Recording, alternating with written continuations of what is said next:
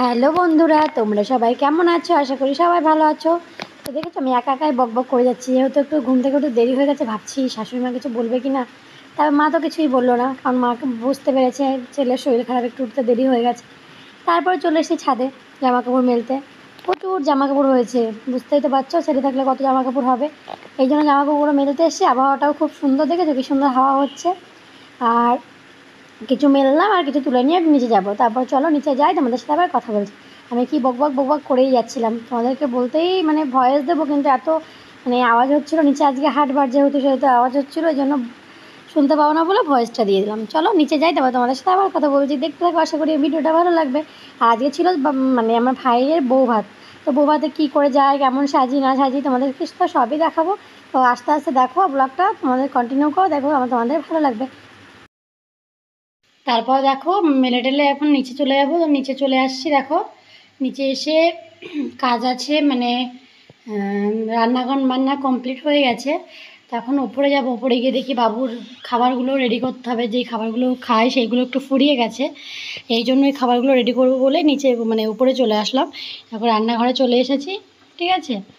তো এই দেখো চলে এসেছি আমি রান্নাঘরে, ঠিক আছে। এই রান্নাঘরে এখন ওটসগুলোকে একটু করে নেবো, আর একটু মুড়ির গুঁড়ো করে নেবো। তোমরা তোমাদের বাচ্চাদেরকে খাওয়াতে পারো, কিন্তু খুব পুষ্টিকর মুড়ির গুঁড়োটা, খুব সুন্দর খাবে বাচ্চারা। ওর মধ্যে একটু দুধ দিয়ে দিতে পারো, যারা ফর্মুলা মিল্ক খায় তো ফর্মুলা মিল্ক, আর যারা গরুর দুধ খায় তারা গরুর দুধ দিয়ে দেবে। তো দিয়ে ওদেরকে খাওয়াতে পারো, মানে এত সুন্দর খেতে লাগবে না। আর একটু তাল মিষ্টি দিয়ে দেবে, একটু মিষ্টি মিষ্টি লাগবে। তারপর দেখো এগুলো করা কমপ্লিট হয়ে গেছে। তো এবার মামা বাড়িতে যেতে হবে। মামা বারবার বলছে যে বৌমা খেয়ে যাও, তো সকালে মুড়ি ঘুগনি দিয়েছিল। আর ঠিক আছে, মুড়ি ঘুগনি খেয়ে আসলাম। তো দেখো ডেকোরেশনটা সকালবেলায় কীরকম লাগছে, আর রাতেরবেলাও তোমাদেরকে দেখাবো কেমন লাগছে। তো দেখো সকালে খেয়ে তো চলেই এসেছি, ঠিক আছে। এখন আবার যাচ্ছি দুপুরে খেতে, দুপুরে খেতে যাচ্ছি সবাই মিলে, ঠিক আছে। তো সবাই চলে গেল আগে আগে, এখন আমি যাচ্ছি। আর তোমার ও যাচ্ছে, দিয়ে সবাই দুজনে যাচ্ছি, ঠিক আছে। চলো যাই, তারপর তোমাদের সাথে আবার কথা বলছি। দেখেছো দুজনে মিলে যাচ্ছি। দেখো চলে এসেছি এখানে। এখন দুপুরে খেতে দিয়েছিল মাছ। দেখেছো আমার দাদা কেমন করছে আমাকে দেখে, রাক্ষসের মতো। ও খাচ্ছে রাক্ষসের মতো, আর আমার সাথে এরকম করছে, ঠিক আছে। দেখো এখানে মানে বউকে বসাবে, তো এখানটাও খুব সুন্দর ডেকোরেশন করেছে। তোমাদের কেমন লাগলো আমাদের কিন্তু জানাবে। আর দেখো আমাদের আজকে শুক্রবার হাট বসেছে। আমাদের এখানে খুব সুন্দর, খুব বড় হাট বসে এখানে। ফলের বাজার, আর ওইদিকে সবজি, আর এদিকে সামনে মাছ। তো আমি উপরে চলে এসেছিলাম, কিছু জামাকাপড় আরও থেকে গেছিলো সেগুলো নিতে।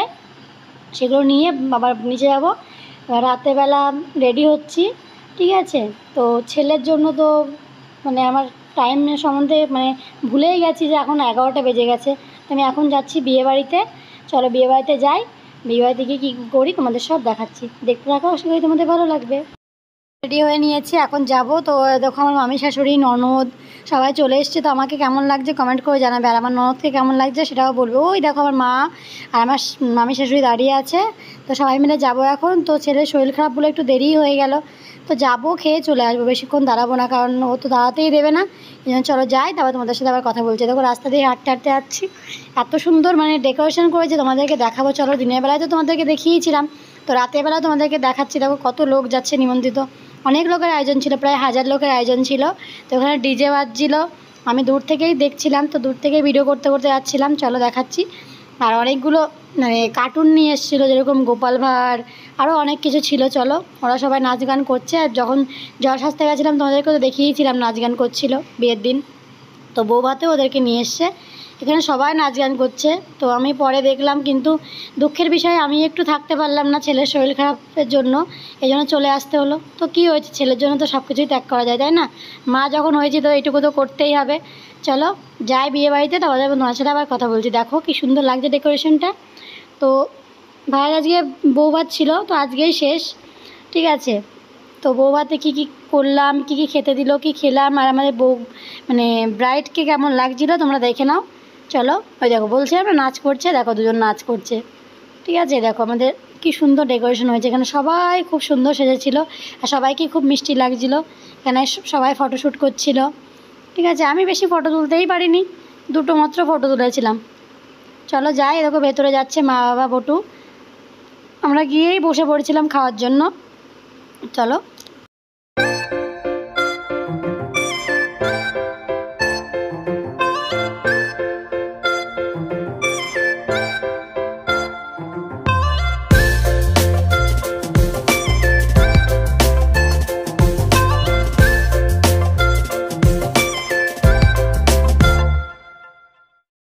দেখো আমি ভিডিও করছিলাম বলে ওনারা আমার সঙ্গে কেমন করছে, দিদি ভিডিওটা নিয়ে নিল। দেখো হ্যাঁ টুকি দিচ্ছে, কেমন কি সুন্দর করছে না। এবার খাওয়ার টেবিলে চলে আসলাম, দেখো স্যালাড লেবু সব দিয়ে দিয়েছে, তো আমরা খেতে বসে গেছি। আর দেখো বিয়ের মানে মেনু কার্ডটাও কি সুন্দর দেখতে হয়েছে, মানে এরকম ফ্রায়েড রাইস আর চিকেন কষা দিয়েছে প্রথমে, আর প্রথমে দিয়েছিল ভেজিটেবল চপ, সেটা তো তোমাদেরকে দেখানো হয়নি। এখানে মাটন খাচ্ছে, দেখেছো মাটনটা কত সফট হয়েছিল, আর রান্নাগুলো এত সুন্দর হয়েছিল। আমার শাশুড়িমার খাওয়া দেখেই বুঝতে পারছো যে রান্নাগুলো কেমন হয়েছিল। ঠিক আছে, বলছে রিঙ্কু খুব সুন্দর রান্না হয়েছে, আমি বলছি হ্যাঁ খুব সুন্দর রান্না হয়েছে। তো সব কিছু দিয়ে দিয়েছে। দেখো এখানে মানে ছবি তোলার জন্য একটা সুন্দর স্ট্যান্ড মতো ছিল, যেখানে তোমরা দাঁড়ালে এরকম সুন্দর মানে ভিডিও মতো হয়ে যাবে। তো মা আর মামি আর বটু দাঁড়িয়েছিল। তো ওখান থেকে বিয়েবাড়ি থেকে তো বাড়ি চলে আসলাম, বাবু খুব কান্না করছিল, তো বাবুকে খাইয়ে দাইয়ে ঘুম পাড়িয়ে দিলাম। তো আমি এখন শুয়ে পড়বো, তাই ভাবলাম ঘুমানোর আগে দুটো রিলস বানিয়ে নিই, তারপরে ঘুমিয়ে পড়বো। তো গুড নাইট ফ্রেন্ড, তোমরা সবাই ভালো থাকো। আশা করি আমার ভিডিও যদি ভালো লাগে আমার পাশে থাকবে, আমার চ্যানেলটাকে সাবস্ক্রাইব করে দেবে।